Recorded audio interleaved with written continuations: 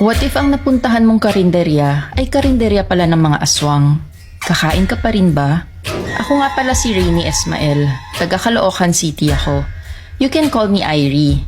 Medyo familiar ba ang name ko? Yes, kasi food vlogger ako. Meron na din akong 50k followers sa TikTok. At tuwang-tuwa ang mga followers ko sa content ko. Kasi syempre, lagi akong nakakakain sa mga mamahaling restaurants at ng mga masasarap na pagkain. Yung tipong maglalaway ka talaga sa sarap. At syempre, ang mga Pinoy, mahilig kumain. Kaya madami ako laging views. Isang privilege ng food vlogger ang kumain ng libre dahil sa mga invites ng mga restaurants. Minsan naman, discounted ang pagkain namin kung hindi libre. Ang sarap ng buhay ko. Kaso, isang alaala na lang ito. Ngayon, nandito ako sa isang karinderya sa isang isla. Isolated and uninhabited island siya. Nasa Tumagin Island sa Iloilo ako. Ngunit mali ang description sa lugar na ito. Merong tao at may konting kubo dito. Nakatali ako ngayon at napapaligiran ng mga cannibals. Takot na takot ako. Hindi ko maisip na may mga ganitong nilalang. At hinahanda na nila ang mga recados para lutuin ako. Inuna na nilang kainin ng boyfriend kong si Joshua. Masakit makita na kinain sa harapan mo ang taong minamahal mo. At ako naman ang susunod nilang pagpapiestahan. Ang leader ng mga cannibal na ito ay si Toto. Paano nga ba ako napunta sa sitwasyon na ito? Magsimula tayo sa umpisa. Noong April 1, 2024, nasa may isang sikat na parisan ako. Madaming vloggers ang gustong mag-review ng parisan na ito. Celebrity kasi ang may-ari. Maganda ang backstory niya. From rags to riches. At ngayon, trending na trending siya. Ang pangalan niya ay Aling Cathy. Lagi siyang laman ng balita at ng social media. Kaya gustong-gusto ng mga vloggers na makisabay sa trend na ito.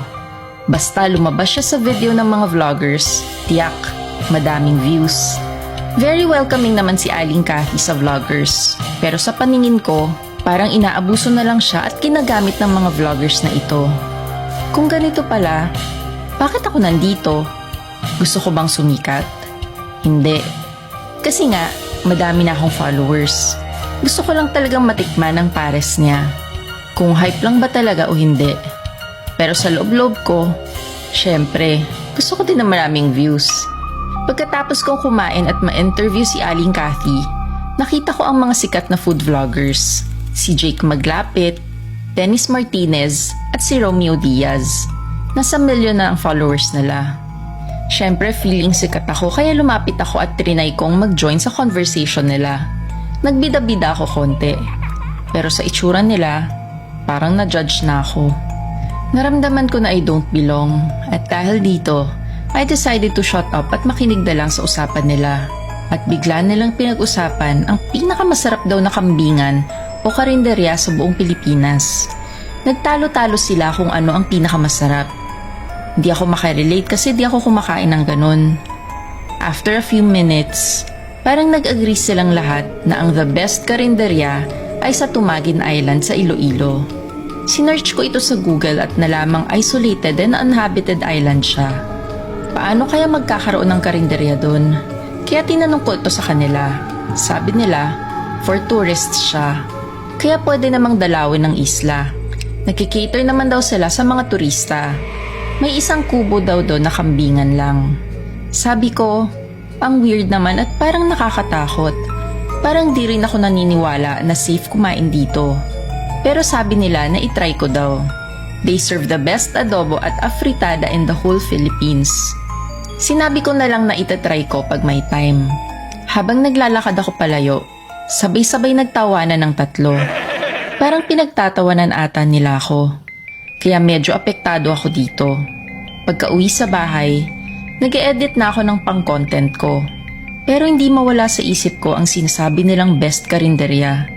Kaya chinek ko sa TikTok. Pero wala akong makitang content for Tumagin Island na karinderya. Tiningnan ko din ang mga videos ng mga sikat na vloggers na yon. At wala naman silang nagawang content about doon. Ang weird naman. Baka niloloko lang ako at pinagtitirpan ng mga yon. Gayunpaman, di pa rin mawala sa isip ko ang islang ito at ang pagkain nila. What if totoo nga ang sinasabi nila? Na-curious tuloy ako lalo. Pupuntahan kaya ni Irie ang islang ito? Ano kaya ang naghihintay sa kanya sa islang ito? Kung gusto mong marinig ang buong kwento, hanapin lang ang storya na to sa podcast namin. Buksan mo lang ang Spotify at pumunta sa podcast section. Sa podcast section, hanapin mo lang kami, Book of Bad Ideas. At makikita nyo na ang latest episode namin na Karinderya ng mga Aswang. Don't forget to rate us and follow us also para updated kayo sa mahahaba naming kwento sa Spotify.